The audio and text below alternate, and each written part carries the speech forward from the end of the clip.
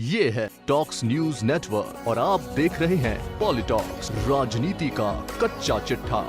देश के 5 अहम राज्यों उत्तर प्रदेश, उत्तराखंड, पंजाब, गोवा और मणिपुर में अगले साल विधानसभा चुनाव होने हैं। इस बार के चुनाव में सबसे खास बात यह है कि वर्तमान बीजेपी की राजनीति के चाणक्य कहे जाने वाले अमित शाह फ्रेम में कहीं नहीं दिखाई दे रहे। सबसे बड़ी बात यह है कि उत्तर प्रदेश में पिछले 2 चुनाव अमित शाह के नेतृत्व में लड़े गए हैं, लेकिन इस बार अभी तक अमित शाह ने कहीं भी प्रचार का आगाज नहीं किया।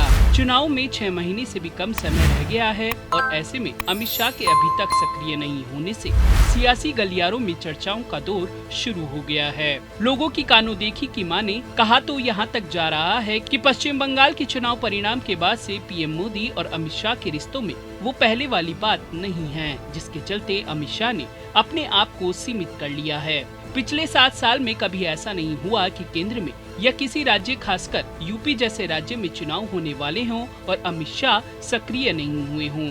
अगले साल की शुरुआत में 5 राज्यों में विधानसभा के चुनाव होने वाले हैं और अभी तक भाजपा के चाणक्य कहे जाने वाले केंद्रीय गृह मंत्री अमित शाह ने कमान नहीं संभाली है। हालांकि पिछले दिनों उत्तर प्रदेश के नेताओं से उनकी बैठक हुई और पार्टी संगठन, सरकार में फेरबदल और चुनावी तैयारियों को लेकर चर्चा भी हुई, लेकिन चुनाव में 5 महीने बचे हैं और अमित शाह ने प्रचार अभियान शुरू नहीं किया है। उत्तर प्रदेश को लेकर यह बात खास तौर पर खटकने वाली है। अमित शाह प्रभारी रहे हैं। शाह ने प्रभारी के नाते 2014 का लोकसभा चुनाव लड़वाया था और उसके बाद राष्ट्रीय अध्यक्ष के नाते 2017 का विधानसभा चुनाव लड़वाया था। शाह के नेतृत्व में दोनों चुनावों में भाजपा ने यूपी में ऐतिहासिक प्रदर्शन किया। इसके बावजूद अमित शाह न उत्तर प्रदेश में सक्रिय दिख रहे हैं और न ही उत्तराखंड में। गोवा, मणिपुर और पंजाब में उनकी कोई खास सक्रियता नहीं दिखाई दे रही। आपको बता दी कि हाल के दिनों में केंद्रीय गृह मंत्रालय के कामकाज से बाहर अमित शाह की राजनीतिक सक्रियता भी कम दिखी है। अमित शाह अपने गृह प्रदेश गुजरात जरूर गए थे और वहां सत्ता परिवर्तन के समय मौजूद थे, लेकिन माना जा रहा है कि उसमें भी उन्होंने कोई सक्रिय भूमिका नहीं निभाई। आपको याद तो होगा ही कैसे इस साल मई में पश्चिम बंगाल और असम के चुनाव होने वाले थे, तो अमित शाह ने कई महीनों पहले अभियान शुरू कर दिया था और उनकी सभाएं होने लगी थी, लेकिन इस बार ऐसा नहीं हो रहा है। कहते हैं जहां आग होती है वहीं धुआं उठता है। ऐसा ही कुछ वर्तमान में अमित शाह और पीएम नरेंद्र मोदी के रिश्तों को लेकर कहा सुना जा रहा है।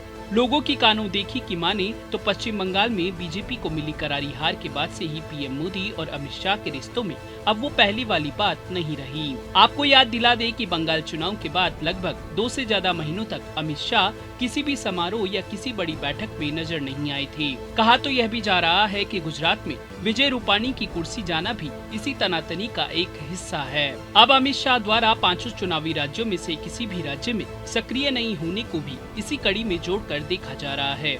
वरना जिस अमित शाह की बदौलत 2014 के लोकसभा चुनाव में बीजेपी ने उत्तर प्रदेश में 80 में से 72 सीटों पर कब्जा जमाया हो और 2017 के विधानसभा चुनाव में 403 में से 325 सीटों का कीर्तिमान स्थापित किया हो, उस अमित शाह ने अभी तक यूपी में चुनावी प्रचार का बिगुल नहीं बजाया। इधर प्रधानमंत्री नरेंद्र मोदी ने यूपी के अलीगढ़ में एक बड़ी सभा की, जहां पीएम मोदी ने राजा महेंद्र प्रताप के नाम से एक यूनिवर्सिटी का शिलान्यास किया और योगी सरकार की जमकर तारीफ की। अगले महीने के शुरू में ही पीएम का केदारनाथ धाम जाने का कार्यक्रम बन रहा है। वहां से वे उत्तराखंड के चुनाव अभियान का आगाज करेंगे। इन सब के बीच अमित शाह की चुनावी से दूरी खटकने वाली है। आखिर वे भाजपा के सबसे सफल और बेहतरीन चुनाव रणनीतिकार हैं। पॉलिटॉक्स ब्यूरो, दिल्ली। ये है टॉक्स न्यूज नेटवर्क और आप देख रहे हैं पॉलिटॉक्स, राजनीति का कच्चा चिट्ठा।